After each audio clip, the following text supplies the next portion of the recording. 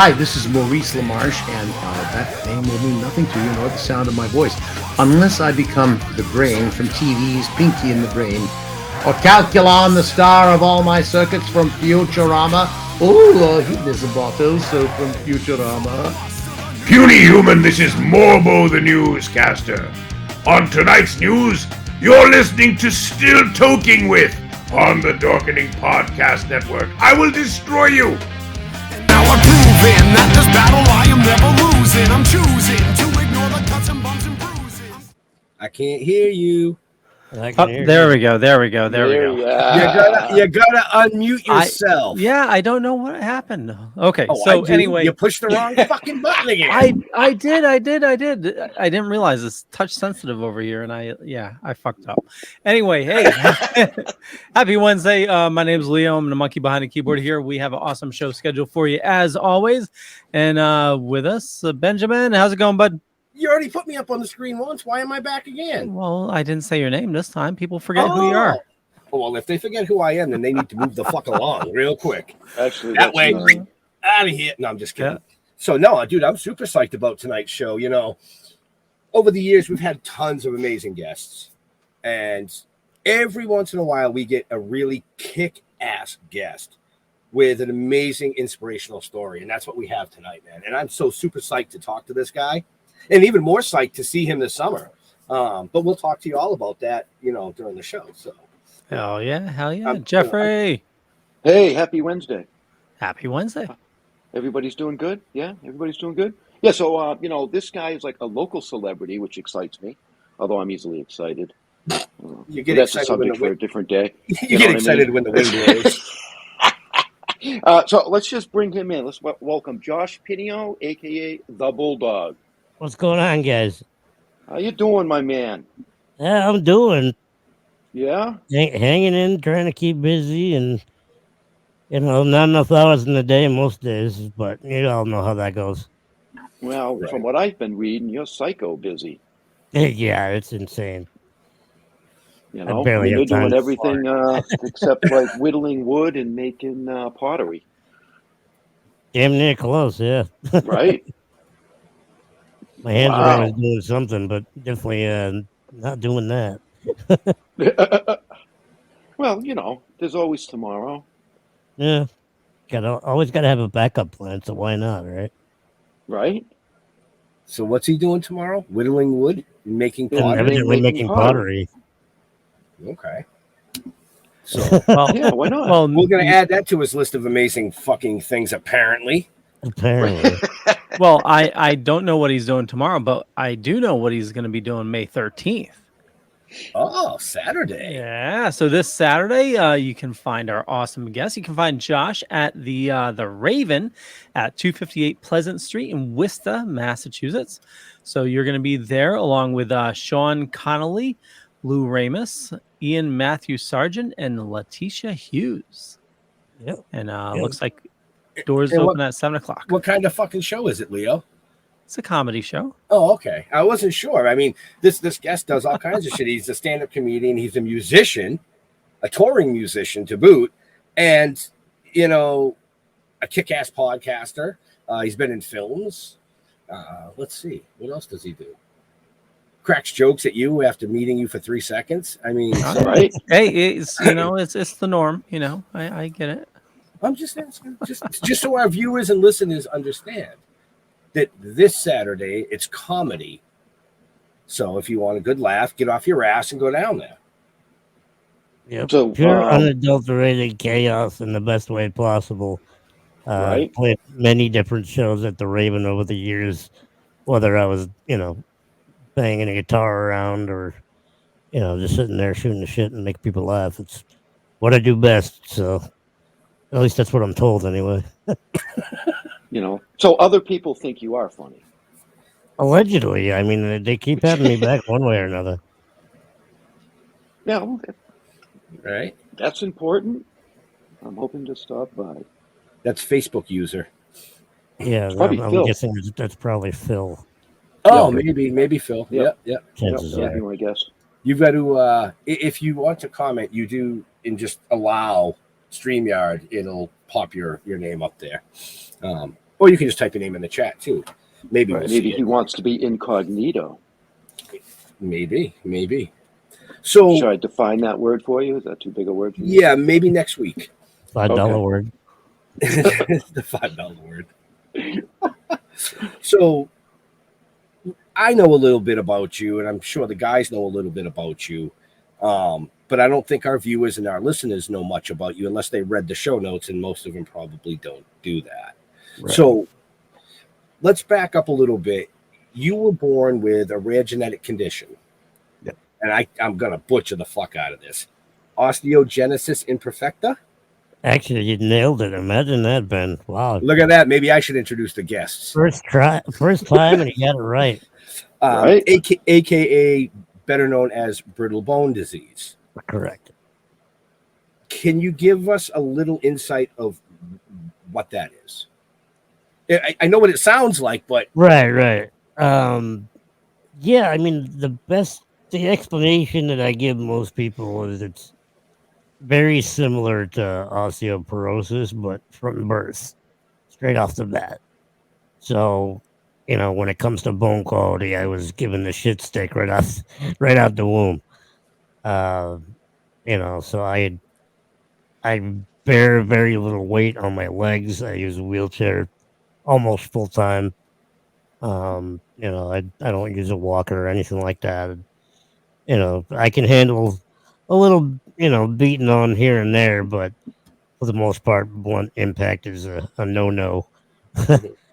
I got the same bones as old fart with, osteoporosis. And, don't want to fall down and bust my hip because it'll actually happen.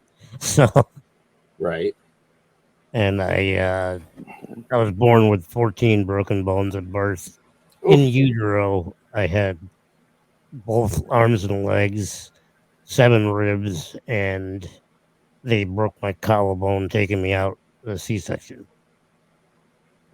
Wow. Okay. So I had a rough go from the start, and I came into this world broken and battered and covered in blood, and I plan to go out the same way. So broken and battered and covered in blood. But that's on the stage. Right, exactly. Right. Right. So yeah, I was grumpy. Yeah. Oh, yeah. Yeah, so you were pretty much fucked from birth. Yeah, it was it was a complicated situation. I mean, I didn't have any family history of any kind of genetic issue. So I was basically, referred to as a spontaneous mutation. Nothing on my mom's side, nothing on my father's side. And of course, back in the mid 80s, unless you had any kind of family history, they didn't do a shit ton of ultrasounds. Mm-hmm. So essentially, like, my mom had a very, for what she thought, a healthy pregnancy, no complications, no warning signs to anything whatsoever. And they went in, her water broke just like anybody else's would. And, did a full workup and couldn't find my head. And when they realized that I was breech and got me up on the x-ray machine, they all just looked at each other and went, shit. Because I was essentially broken from head to toe. Oh. And fortunately for my parents at the time, the number one expert in OI, Dr. J. Shapiro, was in residency at St. Vincent's in Worcester at that particular moment in time. So he was able to give my parents, every possible inch of information that they had on the disorder at the time. And probably nobody else would have been a better expert to say, this is what you got to deal with. This is what you're expecting. Hang on to your ass. It's going to be a wild ride. Right. Wow. Now, how did that affect your childhood? I mean, I grew up in a small town just outside of Worcester. And, we're pretty much a farming community. And, 8,000 people or less at the last I checked. And my family name was pretty prominent and still is within the town. So, my grandfather was the chief of police in the 80s and later dropped down to sergeant. And my father eventually would go from farming to police work and back to farming again in my early to late teens. But he worked as a town constable and also at Assumption College for 20 years, taking care of babysitting punk ass college kids that are drinking too much and getting fucked up. So. Oh, like my son. He just graduated from Assumption. Or as they like to call it back in the day, Consumption College. Consumption College, yes. That's the way it went. Right. So, growing up for me, I don't know. It's hard to really explain because, I was very fortunate that the generation of kids that I grew up with knew me from preschool onward for the most part. So it wasn't like a whole lot of culture shock for them. Mm-hmm. I eventually would go on to high school with, 5 different towns within my region. I went to Wachusett for 4 years. And so that was a little different. But for the most part, the kids that grew up with me, they were like, oh, that's just Josh. Like, he's got his situation. But, I never got really picked on or fucked with or made fun of. And, at a very early age, I wasn't afraid to tell somebody to go fuck themselves if they're going to, give me any kind of shit. Right. So you really weren't bullied as a kid then? No, I don't really remember too much of that.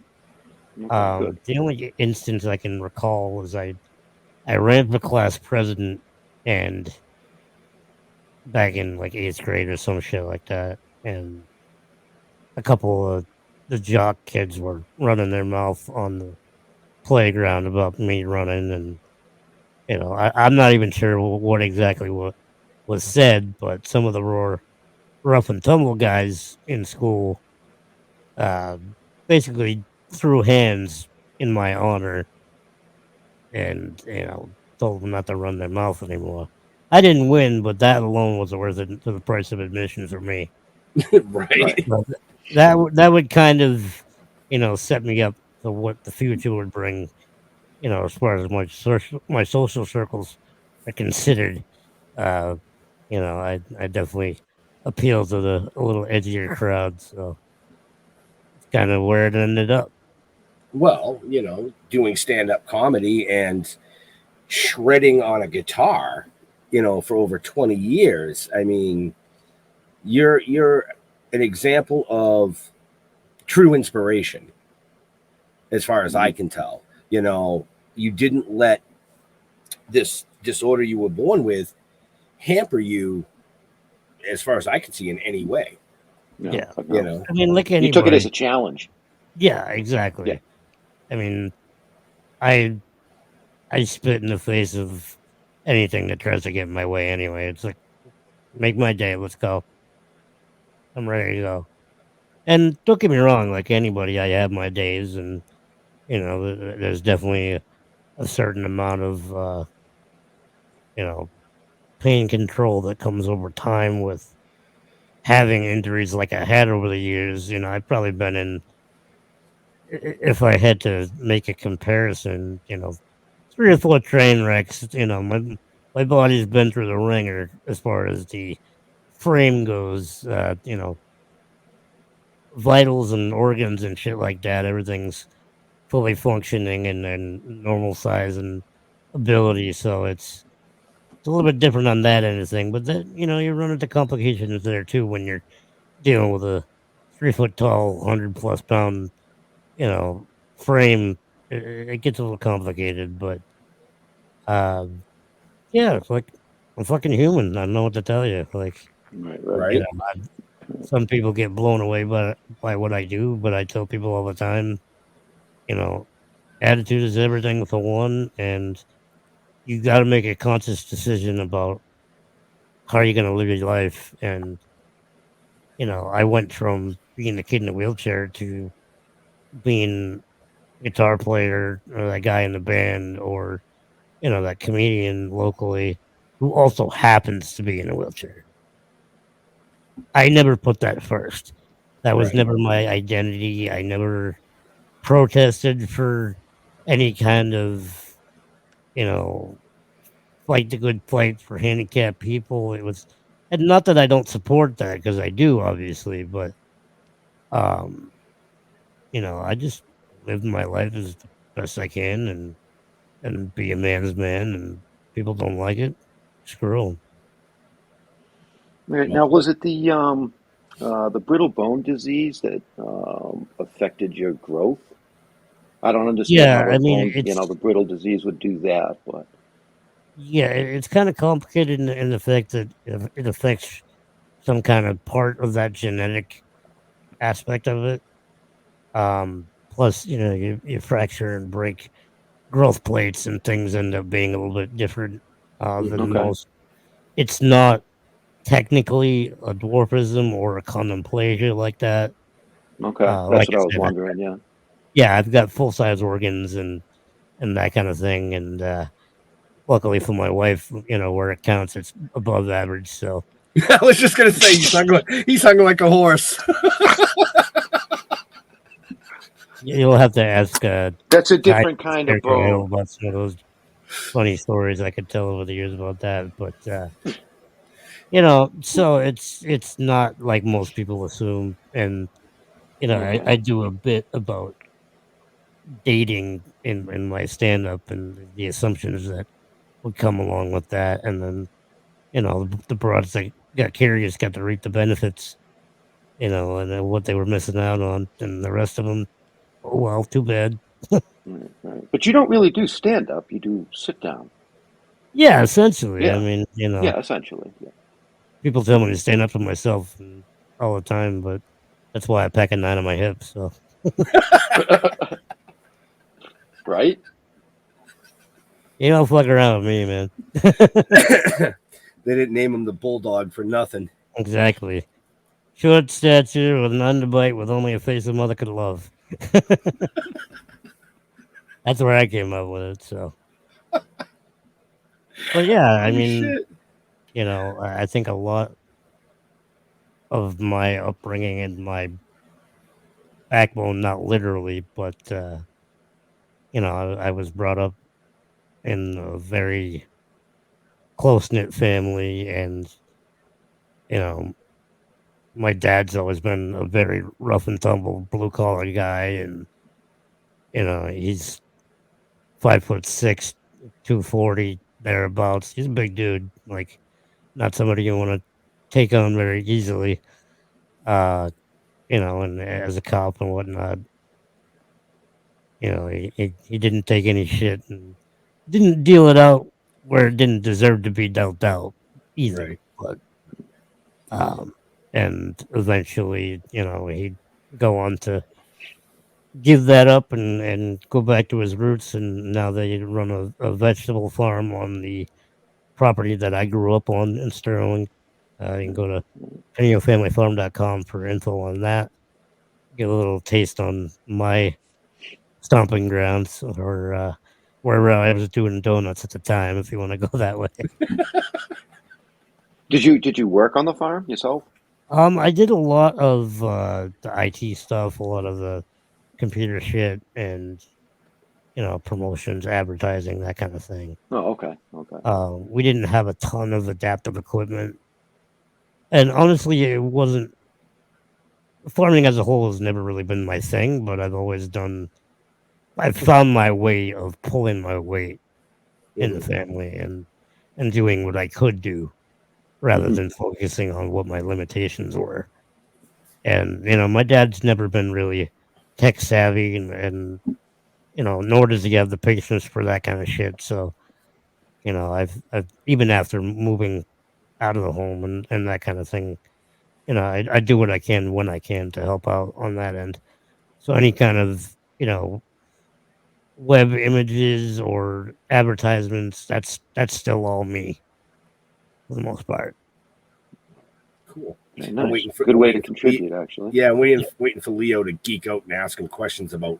So, what program do you use? Because I know it's coming. I can see it in his face. So go ahead, Leo. No, I was going to ask, did you self-train or did you go to school for computers?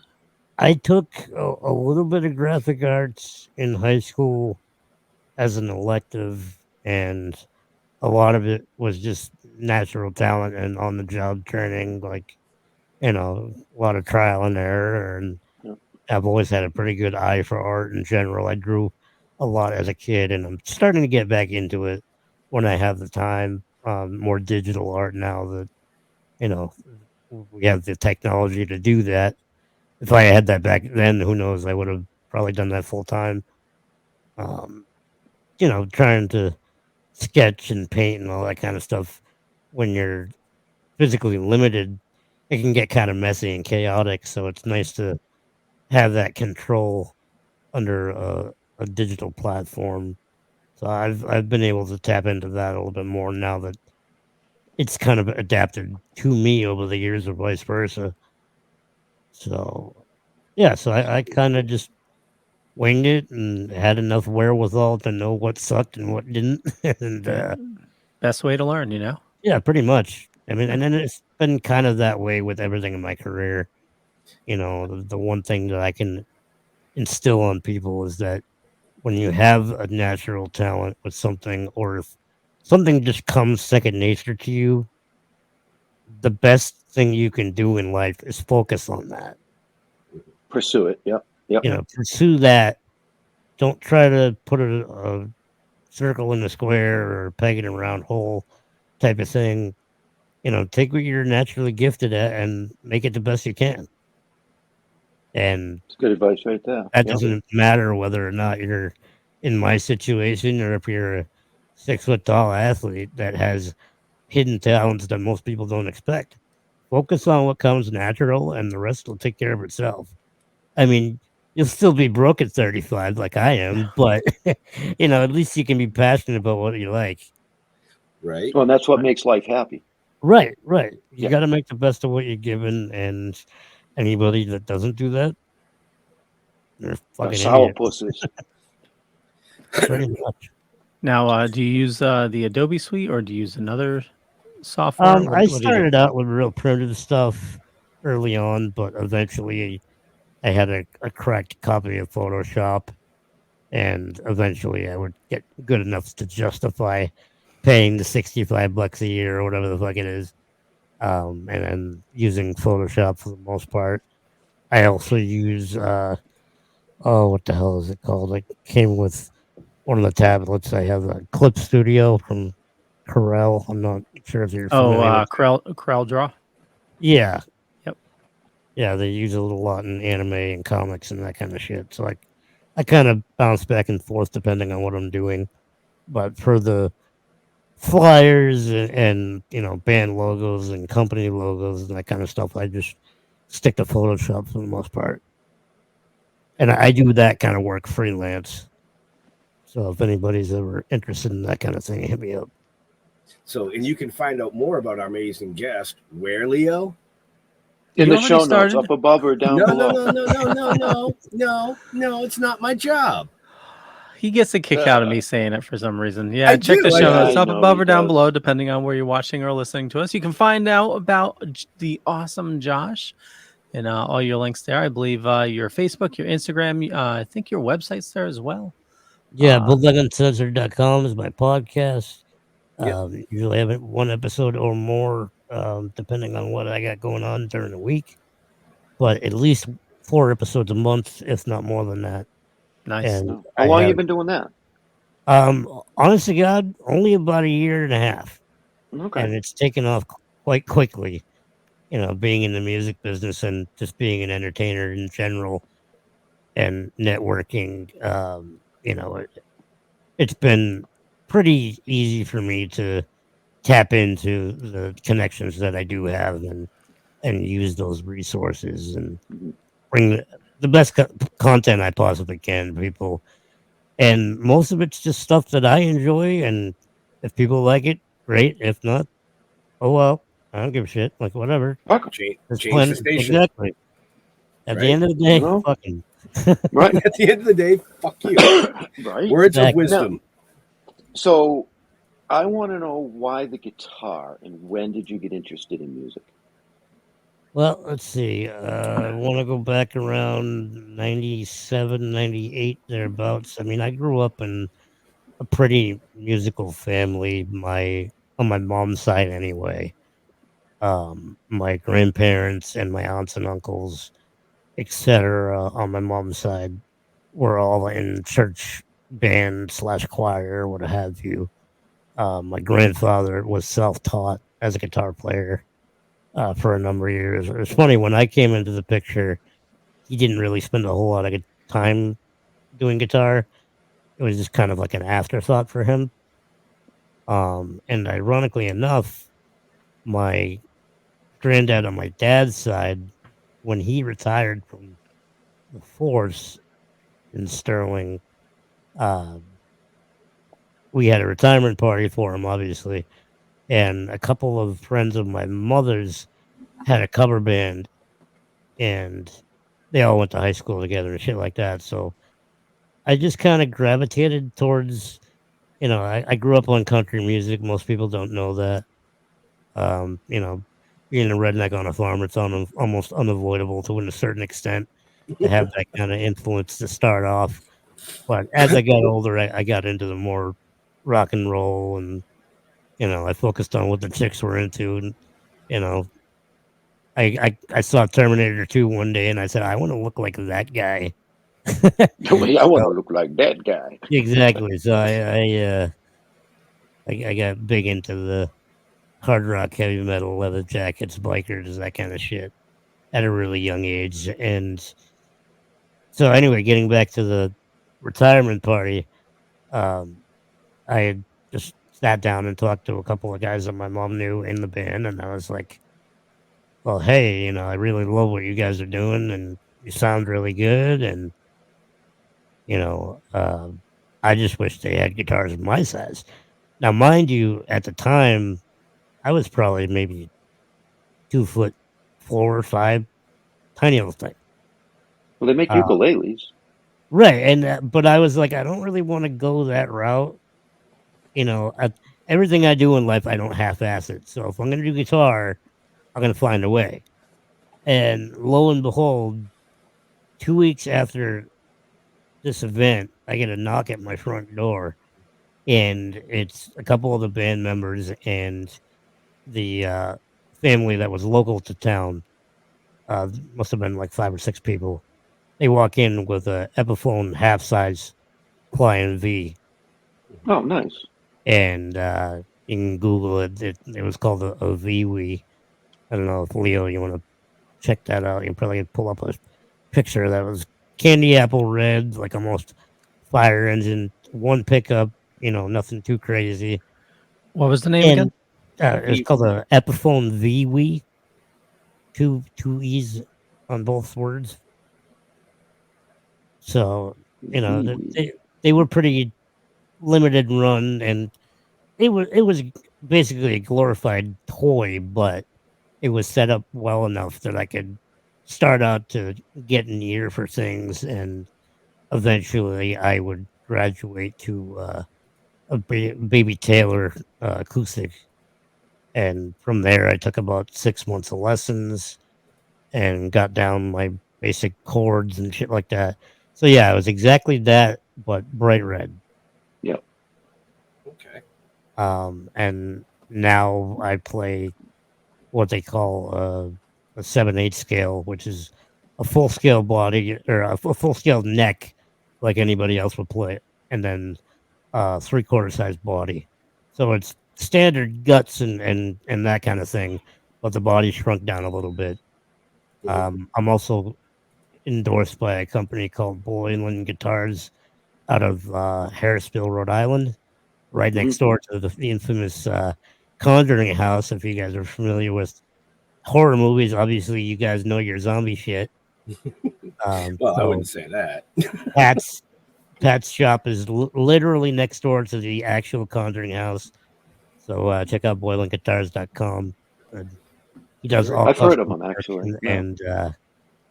and he'll fix a piece of junk and turn it into $1 million. As far as a quality instrument and vice versa. So doesn't get any better than that. So yeah, that's kind of how things got started, and like I said, as I got older, my influences got heavier. I got wicked into AC/DC and Metallica, and eventually Pantera would come into my life, and I got big into Dimebag and kind of emulated. I wouldn't say exactly his playing style, but like his attitude and his riffs, and like I love the ML body shape. So a lot of my signature guitars are kind of based off of Dimes, and I do have a signature Explorer that's more like a James Hetfield Metallica type of thing. So yeah, I kind of took heavy metal was a catalyst of dealing with a lot of the difficulties that I had socially growing up, and it gave me a common ground to kind of a tribe to find my way and not just be the guy in the wheelchair. I was like, oh, that's the dude that goes to all the metal shows and he fucking kicks ass. And holy crap, most people would show up to a local show, like my boys in Scarecrow Hill, like before they even really knew me. We played a show together and they just expected me to be a fan in the crowd. And an hour later, you see these two ATV ramps getting slammed up against the stage, and I'm going full tilt like a monster truck on like a Monster Jam, plowing right up, hopping on stage, and they're throwing a guitar in my hand, and I'm going nuts. And the rest is history. And I've been playing with those guys for the last 12 years, off and on. So much love to Hill and the gang, Ty especially. Yeah. It's a small world, man. Because considering you got one of their tunes as your opening song, that's pretty appropriate. Yeah, and they've become part of our family as well. Right. Over the years, with Ty letting us do use some of the music that they had wrote for our shows. Ashley, his wife, actually was one of our co-stars in the TV series when we started, and so yeah, I mean that's a small world, but yeah, it's crazy. It sucks because I live over probably about an hour and 15 minutes away from all of them, and they're probably some of my most reliable, close knit friends. So geographically, it kind of sucks, but it's like anything. When I get a chance to get down to Plymouth, it's like I never left. Right. So it's always nice to come home. It's a second home for me. So. And when I leave Plymouth, I never want to come back. Yeah, that's what they tell me, but I never understand it. I left Plymouth years ago. I visit once in a while, but yeah. I like being by the water and having a place that I can quote unquote vacation at and still have people I know and not break the bank when I want to do that too. So that's a helpful thing. Right. So yeah, guitar and heavy metal pretty much saved my life, man. I think the only other thing that might be a little bit more evident, I should say, on my podcast, I'd say heavy metal and professional wrestling. Really, those were my two diehard from day one. I guess that's kind of where I've kind of learned multifacets to my entertainment career. I saw these guys brutalizing their bodies and no matter what, coming back and kicking ass the next week every time and getting back up. And they inspired me to be the kind of man that I am. And so any chance I get to say thank you or give back or spend time with anybody in that business, it always means a lot. Because those were my superheroes back in the day. Right. I mean, I was definitely, like Leo, I was a big Batman fan. I idolized the whole idea of becoming a symbol and not being the result of a tragedy, and doing the whole double life. Like, people knew me as Josh Pineo, but there's also a great amount of people that just know me as a Bulldog. And, so I've, not that I've kept that separate, but one aspect definitely has a different place in life for me.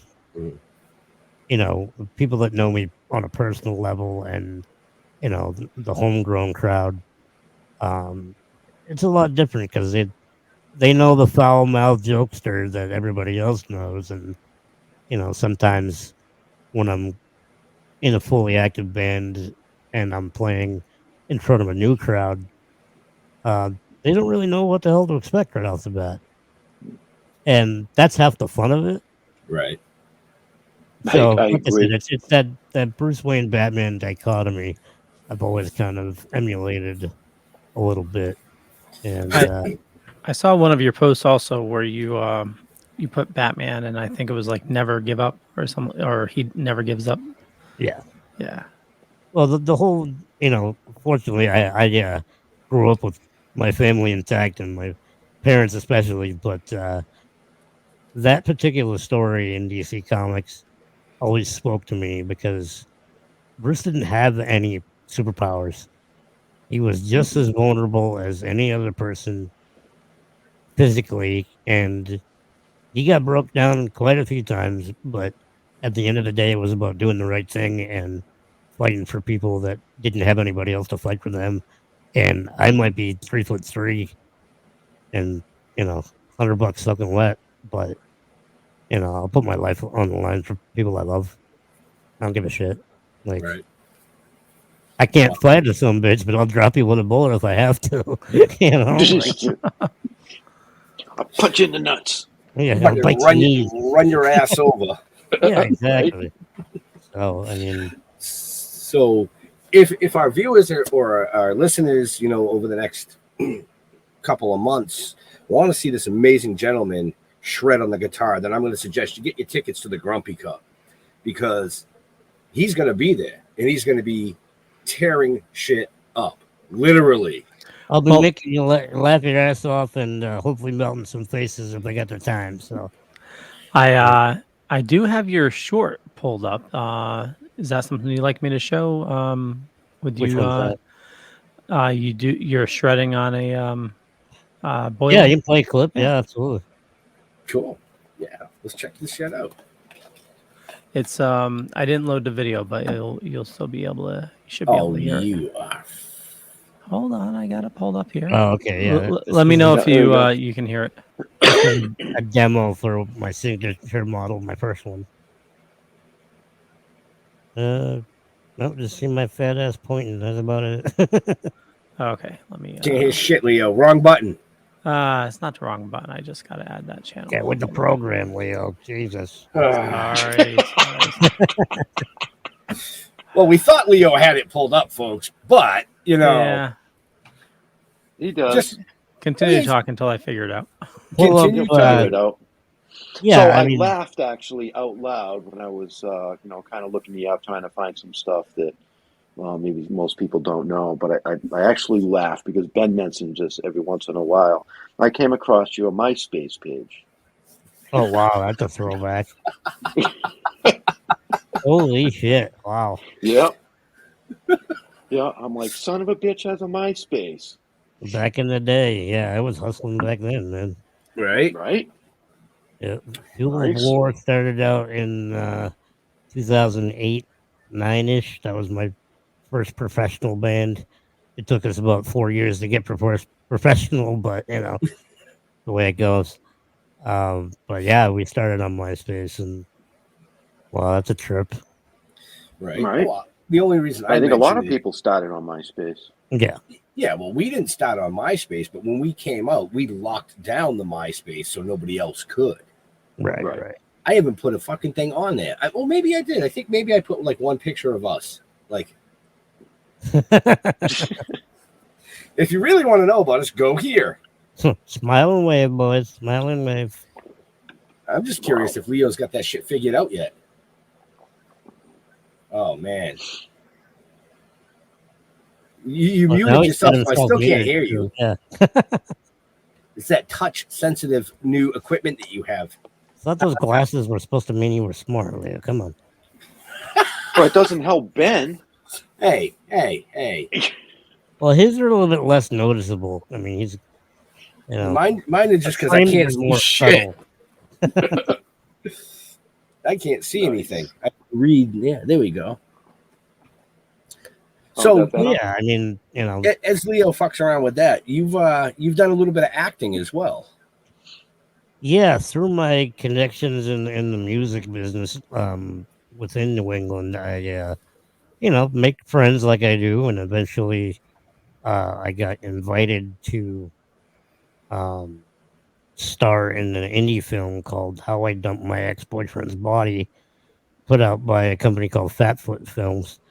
Just a group of guys that used to come to my shows, and we all had like a small handful of mutual friends, and you know they knew me long enough to know that I was, at least by their estimation, funny enough to put behind a camera. So they threw a script at me, and you know I'm extremely and proudly politically incorrect at all times. So you know they knew that they didn't have to worry about offending me or anything. So we just went balls to the wall, and you know went as close to the edge as you could possibly get with jokes you can get away with. And I got to play a hitman, which is, you know, always one of my the mafia has always been a neat little thing I've always been curious about back in the day. So I've That was Tony the Fixer, right? yeah, I played Tony the Fixer, the non-Italian mobster hitman slash cleanup crew. So if you Google Fatfoot Films, or I believe the movie is still available streaming on Reveal. So you can I'm probably sure. Yeah, it's probably well, still out there somewhere. Once it's yeah, out there, it's always out there yeah, somewhere. yeah. Right. We weren't able to get it on Netflix. They wanted too much money, but you know, I still support Fatfoot Films and all the other projects they got going on. They're trying to expand and get a home base and home studio. So props to them. And I miss it. It's been shit 5 or 6 years now since I've actually been doing any acting. You know, if tough part about doing auditions and stuff is I have kind of limited transportation. I mean, my wife drives me when she can to certain things, but I'm working on it, having more of a full time chauffeur when I can afford it. Like I said, you know, I'm still on Social Security and shit like that. I'm still, you know, I don't make a whole lot of money with this podcast shit or anything, but I do it because it's the right thing to do, and it's something I care about. And you know, it's tough living on a fixed income, so I rely mostly on donations from viewers like you, not to copy PBS, but you know, I appreciate anybody that gives a shit enough to help support what I'm doing in any way. And if you can't do it financially, just word of mouth, spread the word, spread the pages, do what you can. Every Share, little bit share, counts. share. It's Exactly. free. That's the name of the game, and it only takes a second. So don't Right. be lazy. Yeah, there's no excuse. No. No excuse. Now, is the reason you can't drive because of your stature? It's kind of a combination of things. I mean, if I had an unlimited resource financially, um, you know, I could potentially go out and get my license and get a hand controls put in to my vehicle and that kind of Okay. thing. Because I own my van outright, which took me a while to pay off. But who doesn't know that bullshit? Right. So I mean, it was something that I went back and forth on for a long time.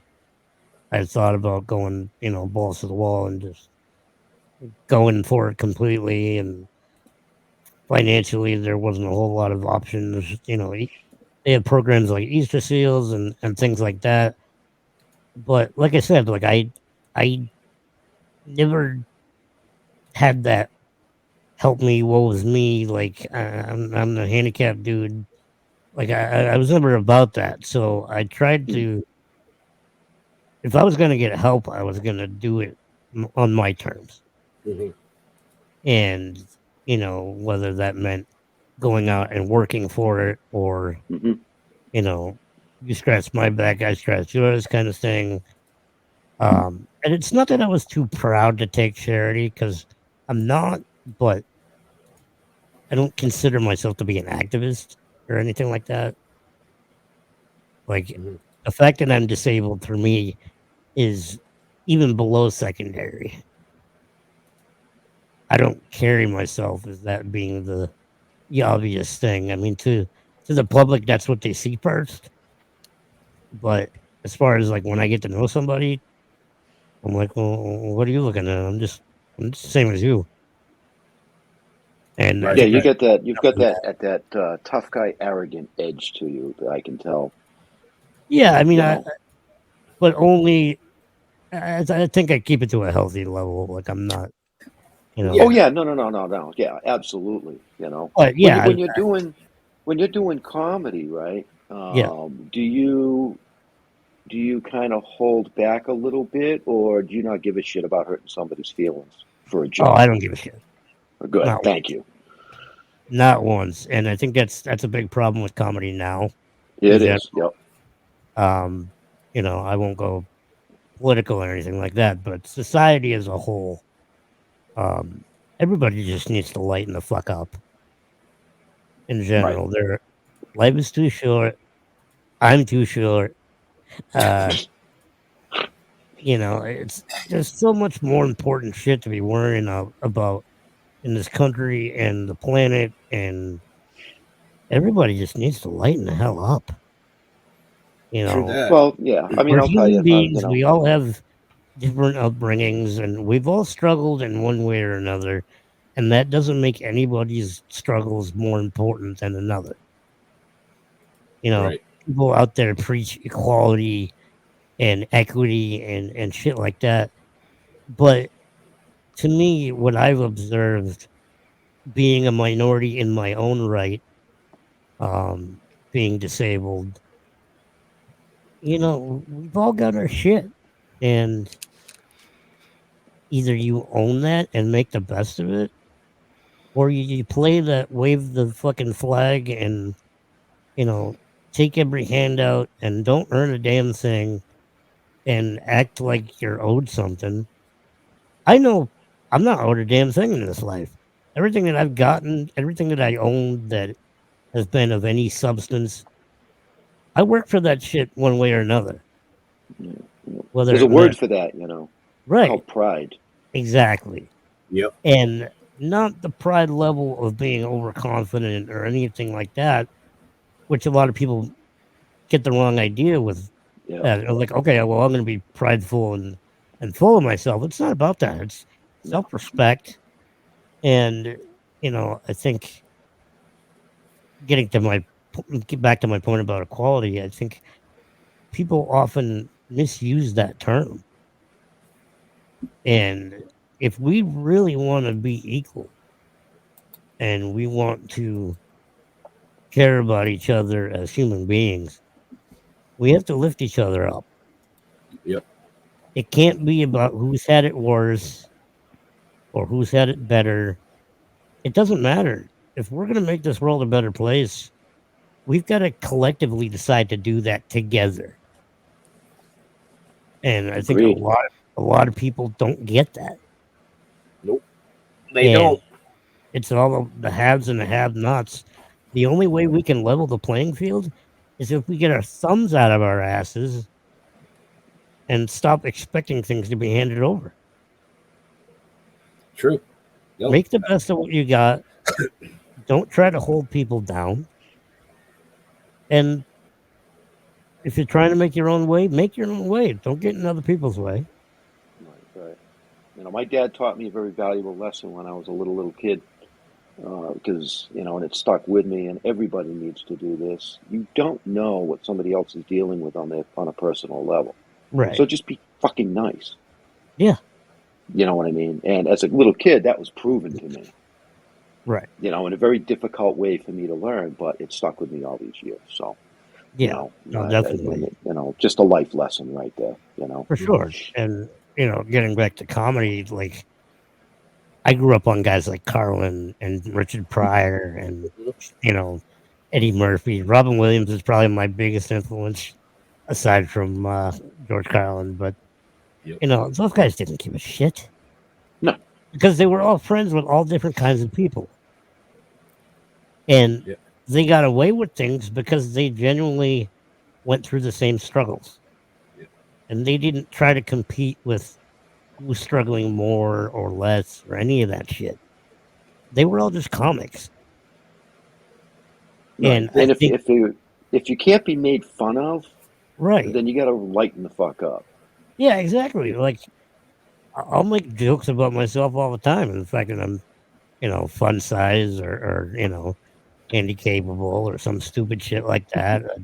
I did a bit during the holidays that I just got back. I got laid off for the rest of the winter. I'm done, dealing with Santa's bullshit. Working like at your North family's Pole, just farm. really old fast. Shit like that. Your family's farm. I was going to give you shit. I was going to be like, oh, well, you must be the cow milker because it must be easy for you. I'm low to the ground and hope I don't get stepped on, Now, see, I was going to go the reverse route and be like, okay, so when Dad was with the tractor, did you just take the lasso and be like to the ass end and like, yeehaw? Well, believe it or not, I mean, we didn't have a whole lot of livestock growing up, but my last, well, I shouldn't say my last, but right before I got involved with my wife and moved out and, did the big boy thing, my 28th birthday, my father bought me a Scottish Highland bull. Nice. It was an overgrown pet, and eventually, the plan was to raise them up and breed. We wanted to do a small beef herd because economically that was the smart thing to do at the time, and things just didn't pan out, and I had other plans later on, and eventually he was rehomed to go fuck every cow in sight and, do what I would have wanted him to anyway. Right. So he's living his best life somewhere out in Belchertown. So, nice. But yeah, I mean, shit like that you don't hear about people in my situation or even my age group bothering with that kind of thing. But that's just the kind of guy I am. Like, if it's badass, I want a piece of it. Cool. Simple as that. That's cool shit.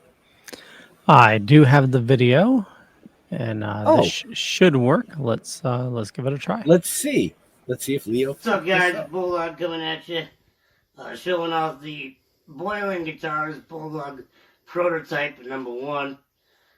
We got custom cola pickups, locking tuners up top. This is a real diamond blade. Doesn't get much more metal than that. So I figured I'd give it a little rip and show it.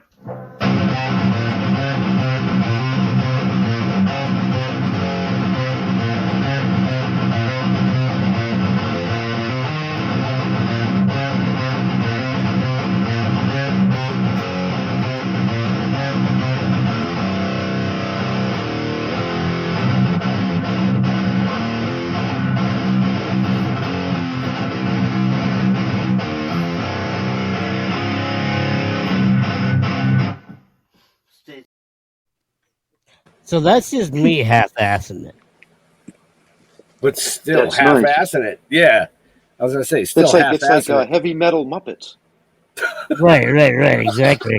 It's time to play the music. It's time to fuck your wife. I mean, what? Did I say that? Oh, shit. I don't know why I've got such a potty mouth tonight, man. We know what's on your mind. Yeah, right? You need to get some. Wife, if you're listening, take care of this man.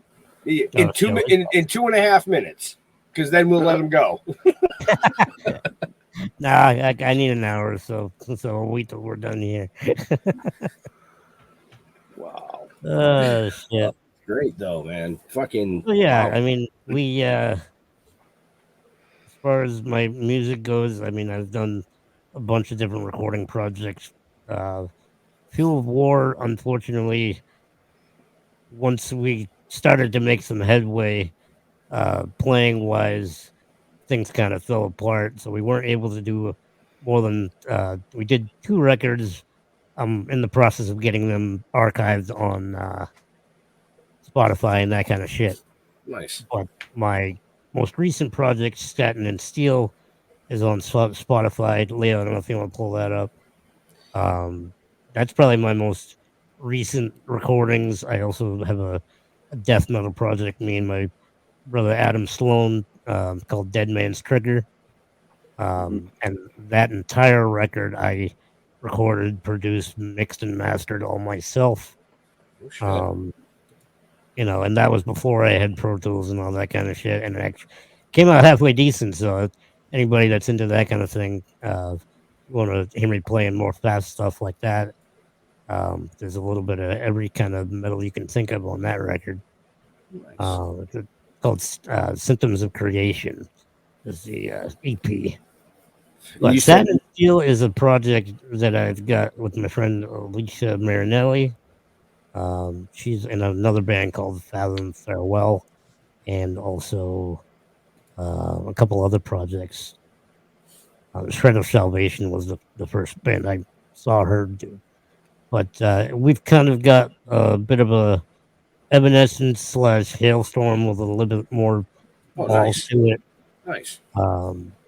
So we're a recording project right now. We're going to start trying out actual members sometime this summer. So if you're a musician out there and you know, in the New England area with your own transportation, because I ain't carting my ass anywhere if I don't have to. You know, keep your eyes open, and we'll be posting job applications soon. And you can find out about those job applications by looking at the links in the show notes up above or down below, depending on where you're watching or listening to us. And see how I did that for you, Leo? I just kind of slid right in there. Much appreciated. Much appreciated. Took that for you. But yeah, I mean, you said the shit's up on Spotify. Satin Steel's on Spotify. Dead Man's Trigger is my original band. Fuel of War, unfortunately, is not, but we do have a lot of live performances. If you go on YouTube, it's youtube.com/Fuel of War Band, all one word. I'll definitely check that out. But the ones on Spotify, I can actually download and get up running on our radio station. No, by all means, I love that. Yeah. We, the 3 of us here and a few others, started a streaming radio station back in January called Dead Dork Radio. Nice. So, and we love, as we call it, indie musicians. Right. You know, and I'll do that. A lot of people that we know in the music industry, like Scarecrow Hill, Supercharger, Stranglehold, my cousin's band, I Will Be Done. I grab all that shit and I get it up on the radio station just because I can. Nice. Eventually, you know, I run all of my ventures through my promotions company called Speedium Promotions. We're on Facebook, and I don't have a regular website yet, but it's in the works. Yeah. So yeah, that kind of is the umbrella over everything I do. Yeah. But I book indie bands, comedy shows. I've booked country acts all over the place. But mostly I stick to the hard rock and heavy metal scene. That's what I know. It's what I love. Right. What I'm good at. So anything in New England. I haven't booked a show since before the pandemic, but I plan to get back doing that this coming year, and in fall of 2023 as well. So, very cool. But you'll be playing at the Grumpy Cup in July, right? Yes, I'll be playing live and doing stand-up at the Grumpy Cup out in Greenfield, Mass on July 8th, and I believe 9th as well. We're still 8th and 9th, yep. Working out the logistics of who's performing when and that kind of thing. But right. Looking forward to that. Well, you know what? Fuck it. If you're not performing and you want to perform, come hang out with us. Absolutely. We're going to be set up there. Just come hang out with us, and you can heckle everybody that comes to the booth. Well, I'll be doing that anyway, so whichever works. Safe, yeah. You know, All we'll about having a good we'll time. put you down next to the table, and you can just come out and grab them. Yeah, put me on the edge of the table, and one of you can sit behind me and make a mannequin out of me or something. Good night, dummy. Yeah. Ventriloquist, have at it. Right? So yeah, folks. Wow, you're really definitely, good at this. Definitely get your tickets to the Grumpy Cup in July. Come out, see us, see Josh, see all the amazing people that are going to be there. It's going to be a kick-ass event. I'm super psyched to hang out with Josh there. So I mean, that's why I'm going. Hell yeah, I'm looking forward to it. Look at Jeff. What? Jeff That's why you're going? Why the hell would I do that? Yeah, you didn't know that. I didn't tell you that. Oh, No, it's going to be one of those shows where you just leave me at the table. Where's Ben? I don't know. He left a while ago. He's over there with the Bulldog. Yeah. Nah. And I'm throwing all the single broads your way because I can't do that anymore. I can't do that. I'm retired from that scene too. Yeah. Don't throw them my way unless I just want a photo taken. Well, money's money, bro. Go for it. True that. Yeah. But yeah, we got permission slip. Yeah, right. We got just a couple minutes left with Josh. So if anybody's got any questions, I saw a shitload of comments in the chat. But if anybody's got any questions, now's the time to get them in, because otherwise, you snooze, you lose. But like I said, get off your ass in July. Come out to the Grumpy Cup. Meet Josh in person. Meet us.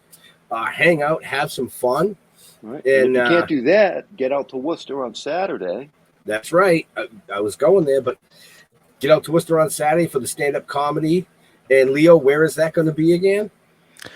Damn it. I think I it. I could do his job for him at this point. What the fuck, Leo? May 13th, Raven and Worcester, Bulldog and Friends comedy show sponsored by Bulldog Uncensored and Speed Demon Promotions. Check out the Raven, a hole in the wall, but we love it.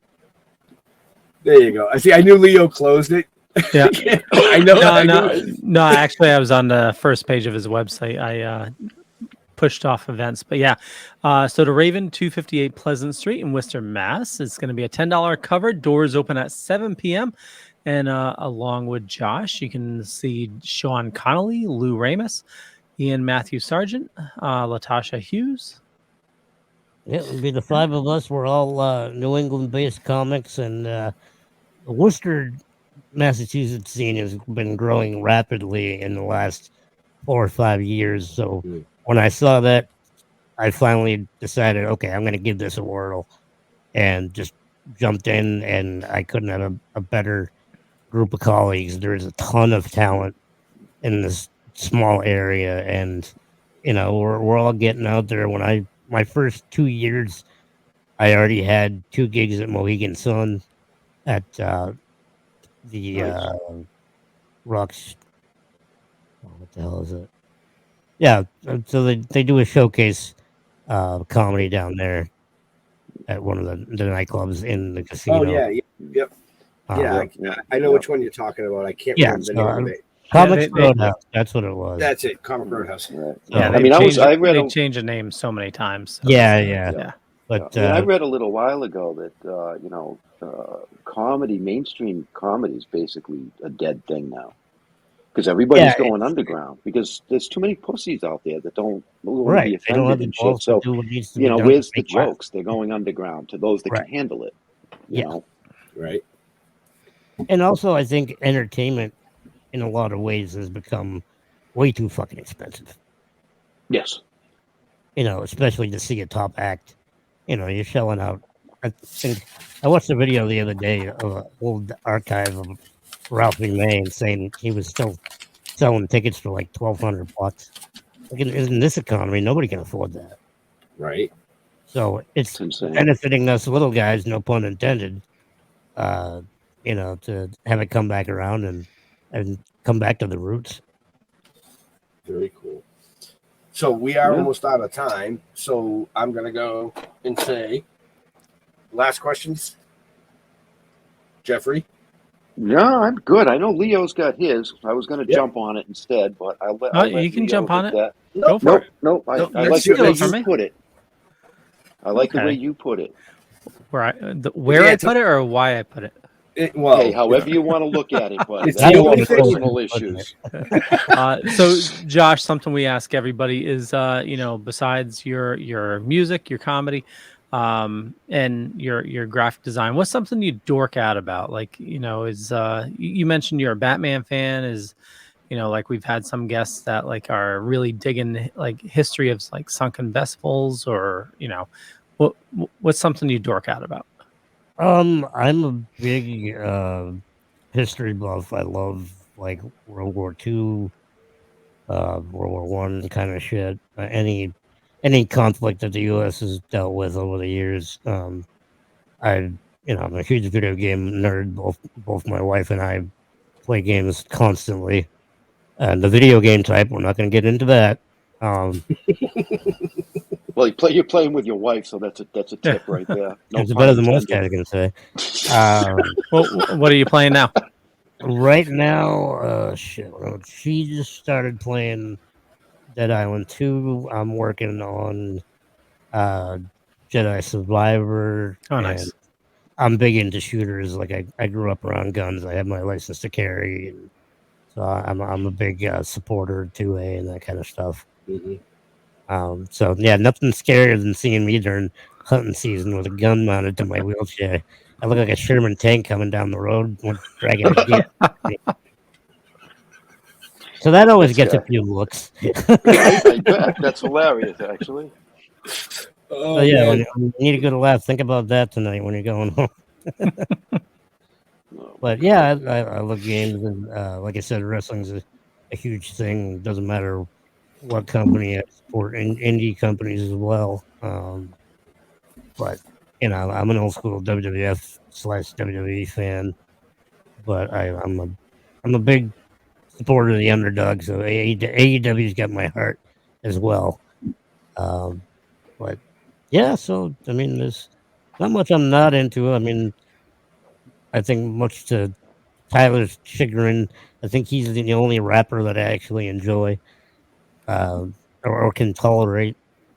Right. Tolerate's probably the right word. Yeah. Yeah, but no, he's definitely my favorite rapper. But yeah, music-wise, I mean, I listen to just about anything for the most part. My influences come from all different genres, but I predominantly, the rock and roll, heavy metal with a little bit of a country edge to it at times too. Very cool. Yeah. So on that note, I know Leo has another show this evening. I do. Do your thing. We'll wrap it up. I want to thank everybody for watching this fine evening. And me, just Google me. You'll find me. A bunch of stuff could be true, could be not. I'm not going to say which is which, but I run the Dorkening Podcast Network.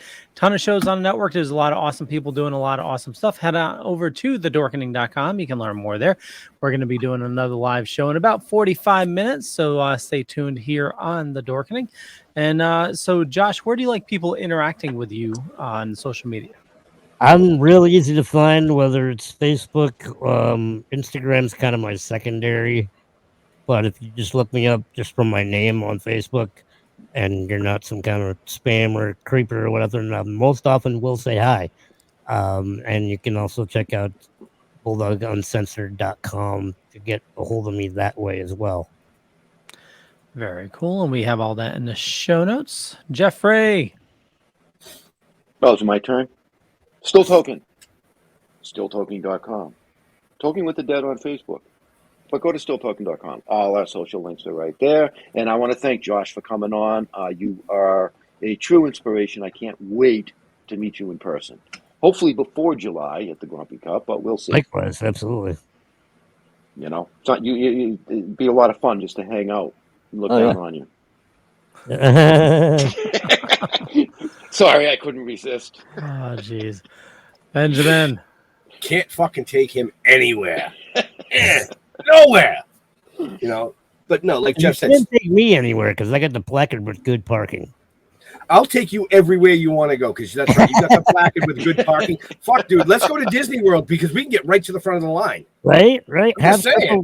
Have crippled will travel. That's what I always say. Right. Dude, I'll put you right in my backpack. We're good. There we go. We're good to go. Good to go. like Jeff said, stilltoking.com. You'll find out everything you want to know about us, from the comic book to the TV series to the animation to the novel, which is out for pre-sale on all your major platforms, Amazon, Barnes & Noble, it's out there somewhere. Who knows? Maybe we'll see a zombie version of my crippled ass out there someday. I'm already thinking about it. We'll talk about that off screen. Off screen. We need someone that's shorter than the plants. Listen, you keep it up. I'm going to pay him $20 to run your fucking feet over the entire weekend. Nice. That Grumpy Cup. Just saying. So I just want to say thank you to all our veterans and first responders for doing what you do so people like us can do what we do. Stay safe. We'll see you next week. We're out of here. Hang out for a few, Josh. Yep.